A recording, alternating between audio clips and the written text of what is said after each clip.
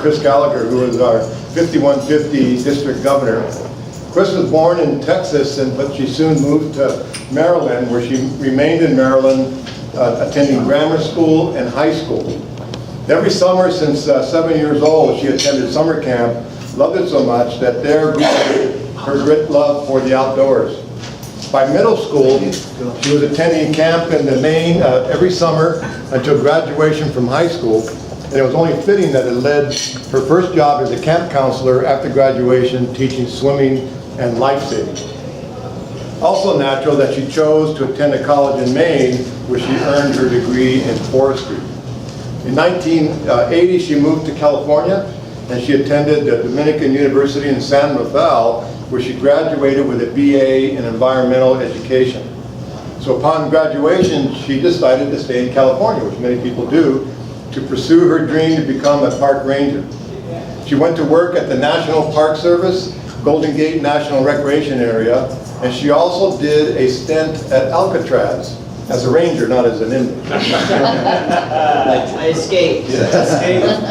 She later transferred to the Forest Service. It was in charge of Woodsy the Owl and Smokey the Bear program. We all remember those. And in 1986, she came to work at the present location, which is the Bay Model Visitor Center in Sausalito, operated by the Army, U.S. Army Corps of Engineers. She worked her way up the ladder and was appointed the manager in 2001. And then in 2010-11, she oversaw the $16.5 million renovation of the facility, which included the largest solar installation the Corps has done in the nation. She received the Commander's Award and Achievement Medal for civilian service for her work on that project. Chris celebrated her 30 years of federal service this past February, but she's very active in Sausalito, and I think that's important to note. She's not only involved in Rotary, but her involvement in the community. She has chaired numerous committees for the city, started the volunteer police force in 2003, and she served as the Chamber of Commerce president in 2010.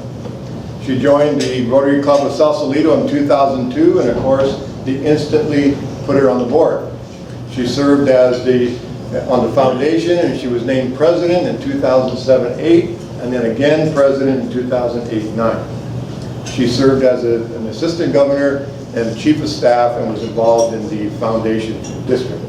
She has multiple Paul Harris Fellows, and she has attended 6 international conventions, 6 international service project trips, most recently about a year ago, the National Immunization Day in Ethiopia with past District Governor Eric Schmiles for polio vaccination, which some of us were able to do that at one point.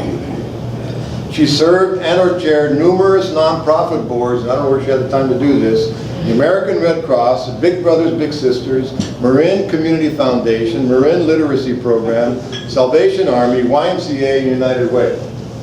Her true love, though, is her volunteer work at the Marin Humane Society, where she walks the dogs up for adoption for the past 12 years.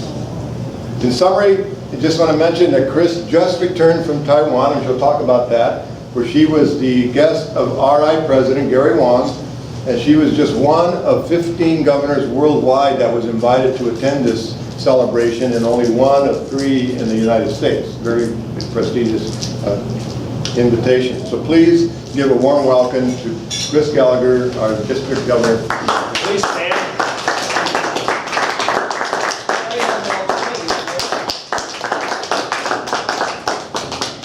So thank you for having me this morning. And I am bright-eyed and bushy-tailed, even though, Jim didn't give me a room last night, But actually, I'm teasing him. I actually, after I left your meeting last night, I went into San Francisco and met the San Francisco Evening Club because they are doing Thrill the World, the Michael Jackson dance tomorrow at Golden Gate Park, and we're all dressing up like zombies.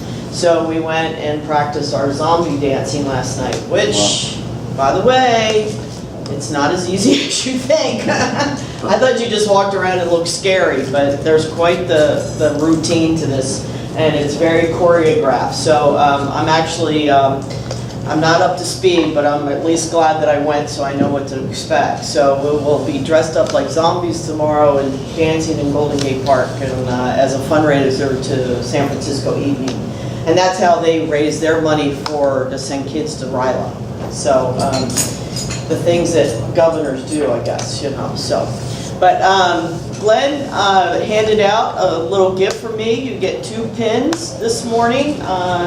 Ben, you will learn Rotary is all about pins. Okay, so you've already started your collection this morning.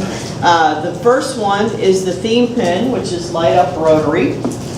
And that's the colorful one. And then the other one is the ship's wheel.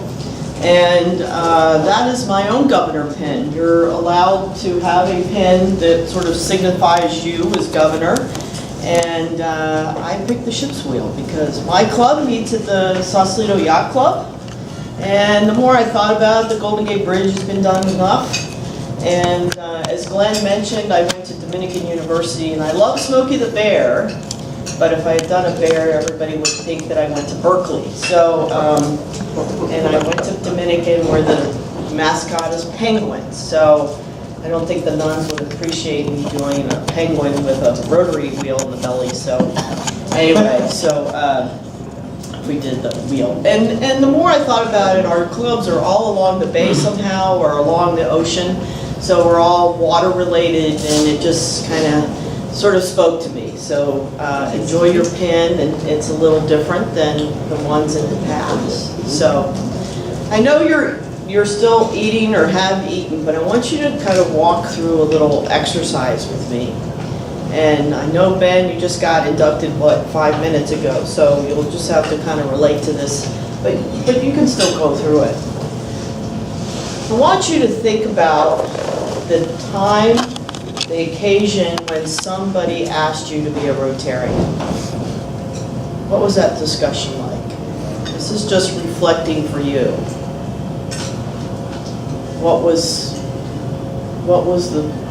Who asked you? Was it a family member? Was it somebody you work with? What did that discussion look like? How did it sound? Did they think you would enjoy the fellowship of Rotary? Did they think you would enjoy the projects that Rotary does? What was the thing that they thought that you would enjoy?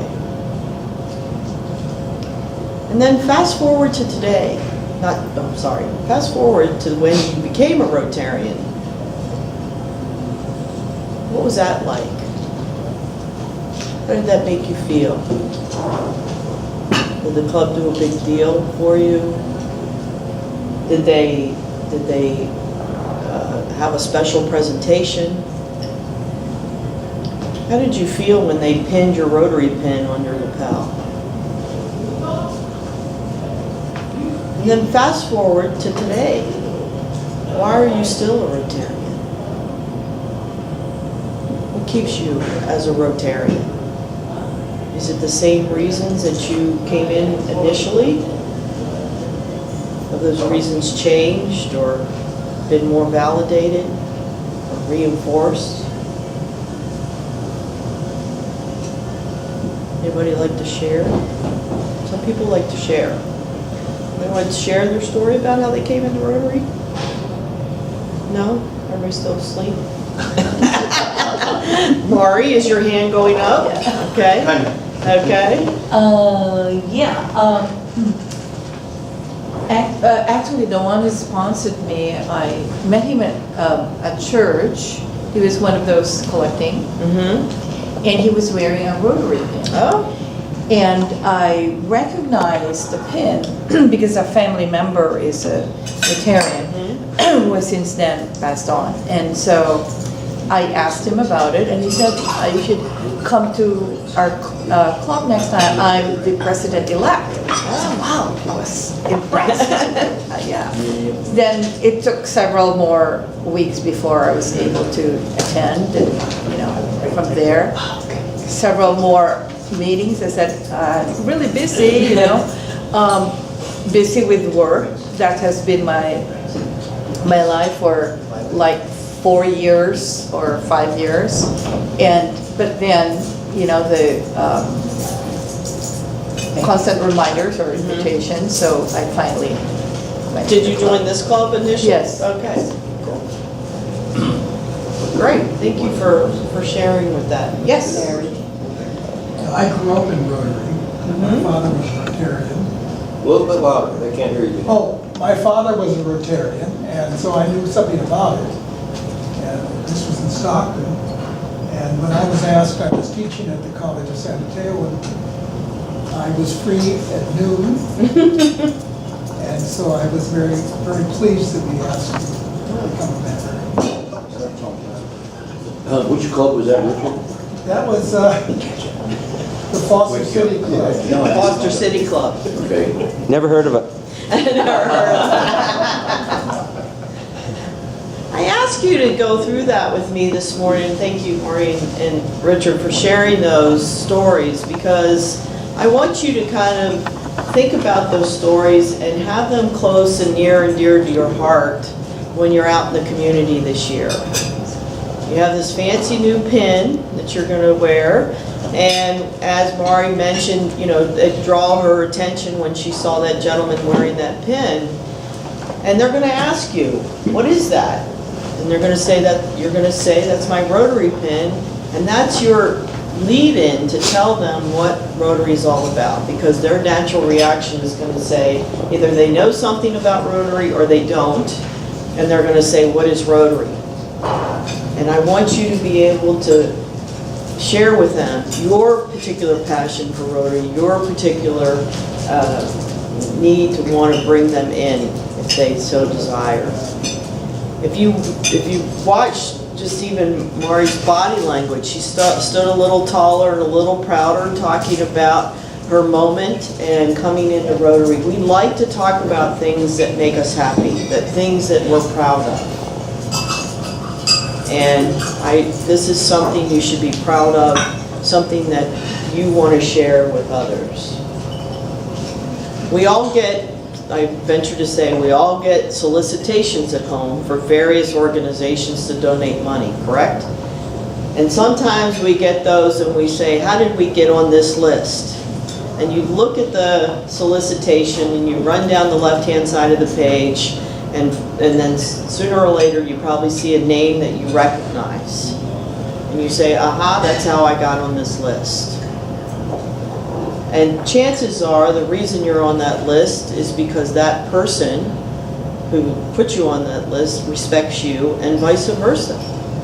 They're hoping, because of their relationship with you and your respect of them, that you will give to that particular organization. You may not know what the organization's about, you may not really get involved with it, but because of your respect and relationship with that person, you give to it. And that's how Rotary is. People will come in and become members because of their relationship with you, and because they know you would not be involved with something that was not worthwhile. Yes. My one claim to fame in Rotary Yes. is I brought the first 3 women into this district. Good for you. All right. I got thrown out of the club that I belonged to. That is true. That is true. I'm sure it is true, but good for him. And now we have women governors. God, who would have known? Who would have known? Who would have known? Happens to the best of families. Yes. So when you're preparing to be governor, one of the things they talk about a lot is thinking about your Rotary moment and sharing your Rotary moment with your club members. And basically it's that moment in your Rotary career that it's that aha moment that you're doing something for somebody and you say, this is why I'm a Rotarian. And I would venture to say we all have Rotary moments, and they come along when you least expect them. We, in my particular club in Sausalito, we do a tutoring program for the kids in Marin City, which is the community adjacent to Sausalito. It's predominantly African American. A lot of those kids have a tough time. Their parents are incarcerated and they just have some really tough roads to go down. We tutor 4th grade math with them. I don't do anything above 4th grade, sorry, Derek, whoever the treasurer is. But we go in there, and as Glenn mentioned, I am a park ranger, so I go in my Smokey the Bear outfit. And they think that's kind of cool. They're not quite sure why I'm there and what I'm doing, but I look official. I have a badge and then the Smokey the Bear hat. So they always want to sit with me. And this one particular day, this one kid was sitting with me, and the teacher had said, you know, when they're all, after they've worked for a fair amount of time, about 45 minutes, if you want to take them outside, you can. So we did. We got ready to go outside, and he didn't have a jacket. Have you ever watched kids? They try to pull their arm inside their shirt, you know, to stay warm, you know. Parents love that because it pulls out the seams and everything. Anyway, so I took my jacket off, my park ranger jacket, and put it on him. Of course, it's 100 sizes too big for him. But he put that on, and he zippered it up, and he walked around that room, and he said, I'm going to be a park ranger when I grow up. And I thought, good for him. Because considering what he sees on a normal basis and what he has to experience, the mere fact that he has something better to strive for than that is huge. I may never know if he becomes a park ranger, but good for him. And then I reflected, if it wasn't for Rotary, I wouldn't have had that experience. I wouldn't have that opportunity to make a difference in that kid's life. If you've ever been to any international conventions, and this happens to me every time I go, but I particularly remember being at the Montreal convention and sitting in this huge, huge ice hockey arena, and you're sitting there with, you know, thousands and thousands of people, and you're sitting there waiting for the speaker to come out, and you're thinking to yourself, wow, there are people from all over the world here. Maybe not speak the same language, countries that don't typically like each other. But for the mere fact that they're there for Rotary, they're all united under one big umbrella. That's powerful. It's huge. When you go to the International Assembly, which is the gathering of all the governors from around the world before they take office in January, I was noticing two governors sitting across from me, and they were having a very pleasant lunch with each other. And I looked at their name tags, and I wondered if they knew where each other were from, because their countries were fighting with each other at home. But here they were having a peaceful lunch with one another. And I just thought, wow, that is the power of Rotary. Glenn mentioned that I went to Africa with past District Governor Eric Schmaltz to Ethiopia last November. And sort of fitting, and I talk about this today. Today is World Polio Day. And we went to Ethiopia to do the polio vaccines, to distribute those. And we all see the videos, we all see the advertisements that say we're this close, which we are. But nothing compares to actually being there and giving those drops. To have mothers who have never seen a white person before in their life hand you their baby so they can get those drops because they know enough to know that that's going to save their baby's life, that they're not going to grow up with that disease. That's huge. And it's your donation to the foundation that pays for those drops. It's your donation to the foundation that pays for me to be your feet on the ground to do that work. So never, never underestimate your gifts to the foundation. You may not necessarily get to the opportunity to go and be on an international trip, but for the mere fact that you give the money so others can do your work on your behalf, Don't ever underestimate that. It's very, very powerful. Glenn mentioned I just came back from Taiwan. That's the reason we have a delay in my visit with you. I think I was here right after Labor Day just to kind of do a friendly visit and told you I was going. I have since gone. And that was an added little surprise in my governor year, because that was not something I expected to be able to participate in. Gary Wang, who is our president this year, is from Taiwan, and he's the first Chinese president we've ever had for Rotary. So his district and himself decided they were going to have a celebration and do a Rotary Friendship Exchange. So they invited 15 governors throughout the world to come and participate. There actually ended up being 4 governors from the United States, but the rest were from Egypt and Australia, New Zealand, and Indonesia, Malaysia, Thailand, what am I missing? Canada and Mexico. So 15 of us, and we were certainly treated as VIPs. It was quite the experience, and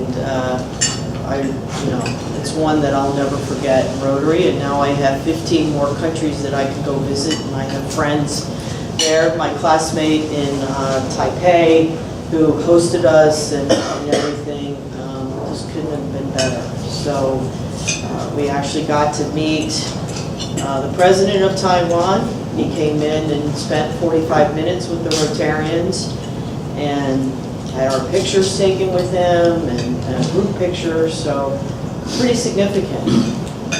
I was joking with my United States counterparts and said, I hope if they come to the United States, they don't expect us to get a meeting with the president. It's not going to happen.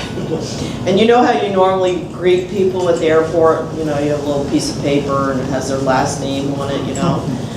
I got there and there was this huge poster, about the size of this banner, with my name and my picture, and welcome to Taiwan, and there must have been at least 8 people standing around. I come out of customs and I'm like, oh, you know, and they're all like, ah, they've never met you, but they see your face, and so, I mean, it was just from that moment to the moment I left, I couldn't have asked for anything more. It was also kind of interesting because the rest of the governors who came all have spouses, and I don't have a spouse, so they particularly took care of me because I didn't have a spouse. So that was very nice, and so I was always DG Gallagher, no matter where I went. I was always #1, so that was kind of cute. And but it was, you know, reflecting on that, it just, I can't replace that. I would never be able to replace that memory with any, not that I would want to, but the sponsoring club that sponsored me was an all-male club. They have over 100 clubs just in the city of Taipei. But my sponsoring club was an all-male club, and they had their 2000th meeting when I was there.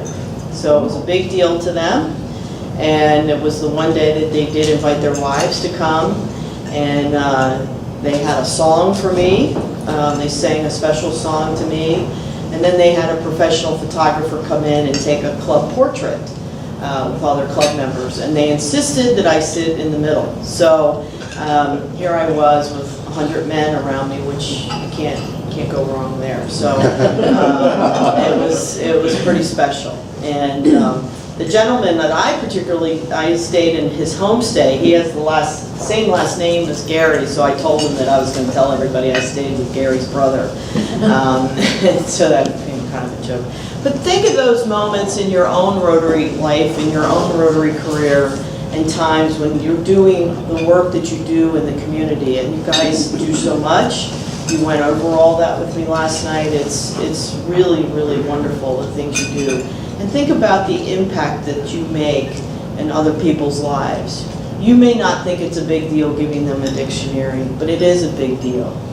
You may not think it's a big deal in honoring people for their community service or whatever they do, but it is a big deal. Don't underestimate that. because you now have created their Rotary moment. And you never know, they may become a Rotarian someday because of the experience they had with you. We talked a little bit about the foundation. John's doing a great job getting the foundation tickets in. The foundation event will be on November 2nd at Pier 39 in San Francisco at Aquarium of the Bay. It is 4 to 7 in the afternoon. We will have the aquarium to ourselves. You actually get an extra hour of sleep that day because we turn the clocks back. And so it's a wonderful, wonderful opportunity to invite friends and family and kids to come and enjoy the day. You can come early, enjoy the pier. You can stay late and have dinner with friends and those things. The World Series will be over, so because we're going to win it, and, before they go back. But anyway, so that's coming up, not too, in one more weekend, I guess. And then in May, the district conference is where, Jim? Where's the district conference this year? Disneyland. Disneyland. Oh, it is Disney, I'm sorry. I sleep on that one. So we are going to the happiest place on earth. It is Disney's 60th anniversary. And Walt Disney was a Rotarian. So we're going to start on April 30th. There'll be a foundation event, foundation dinner. Portion of your dinner ticket that night will go to polio. And then all day Friday you have to be in the park. And then Saturday we'll start with the conference and we'll go to Sunday morning. So you are welcome to come and make it a family vacation. There'll be meals for kids and things like that if you want to have your children join you for a particular meal.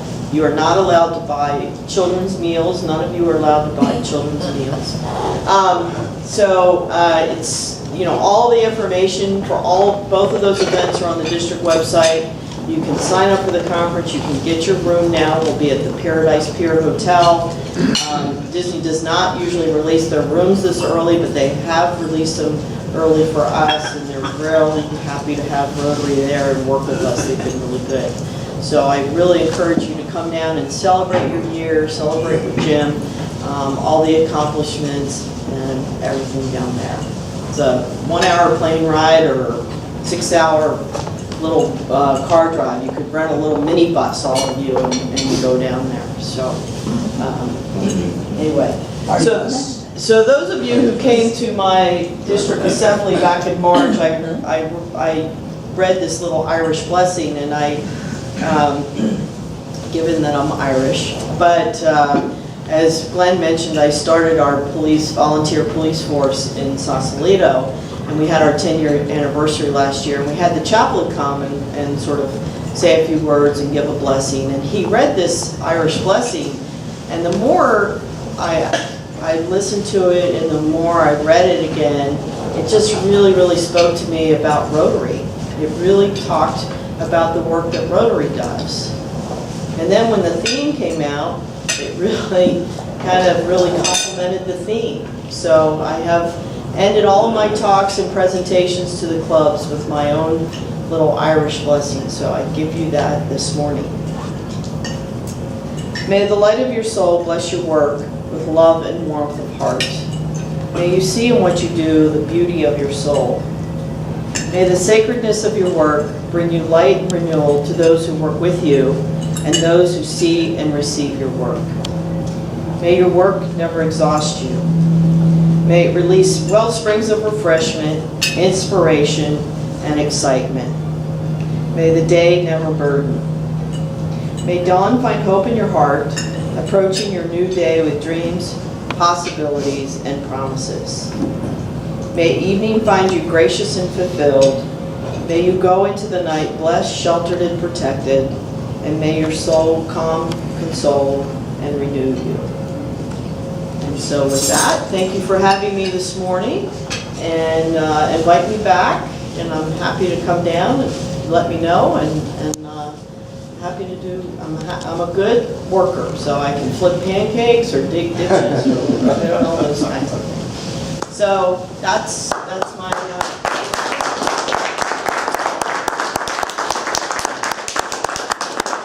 I don't know, we still have some time, so I didn't know if anybody has questions. Well, while they're thinking. Okay, oh, Jerry has a Jerry has a question. question. Historically, our club has been involved in, you and I spoke briefly about group study exchange, Right. GSE. That has evolved into something different. I've taken my daughter down to Central America several times for Rotary events, project fairs. Project fairs, right. Rotary has the premier scholarships for ambassadorial scholarships, for example, visiting kids from around the world, exchanges from around the world. I guess the question I would have for you is, can you tell us what is currently taking place in terms of exchanges, international exchanges that our club our size might participate in? Well, so as I mentioned to you, GSE has, in the form that we know it, has morphed into what's called a VTT team, which is a vocational training team. So Rotary wants that to be part of a global grant that you would be involved in. You can incorporate a VTT team into a global grant. So for instance, the example that I used with you last night is if you were doing a water project in, say, Bali or something, you would send a team of professionals or people that were hydrologists or in the water industry or engineers or something like that. But GSE, in the form that we've known in the past, is no longer around. And I know that causes a lot of, sort of disappointment, but, as anything, things change. Ambassadorial scholars are now called global grant scholars, and the district has the ability to set aside money for global grant scholars, which I did this year, and we are sponsoring a global grant scholar. Now, if we get more than one application, which we didn't this year, sometimes Mark Flagel, who is in Glenn's club, he will approach clubs to put up some money, because a lot of times, you can't believe these young people when they come in and interview, it just blows you away with their background and their resume and what they want to do, and it's like, how can we not fund both of them, So a lot of times Mark will go back and ask clubs to contribute to those, because those are typically about $15,000 in order to do that. And then Rotary International matches that 15 with 30,000. So right now, Bill Gilmore Mark's kind of phasing out. Bill Gilmore, who is in the San Francisco West Club, is sort of taking over that program. So he will be in touch with you when he starts doing interviews the next go around. If we have more than one candidate that we really want to fund, we'll come to the clubs and do that. And then to answer your question, you can also tell Bill, or I can tell Bill, that you would be interested in supporting something like that if the opportunity arises. So as far as the exchanges, the youth exchanges, those are still strong and still happening and still going on, and Mark is still coordinating that as well and sort of handing that program over. But we have several exchange students in the district right now, and they will be at the district foundation of that. So, anything else? Did I stun you all? If I might follow up on the first part, you said, I think, designated grants for a foreign project. I wonder if our clubs in our district that are doing that, we might partner with them and participate in something like that. Yeah, so there was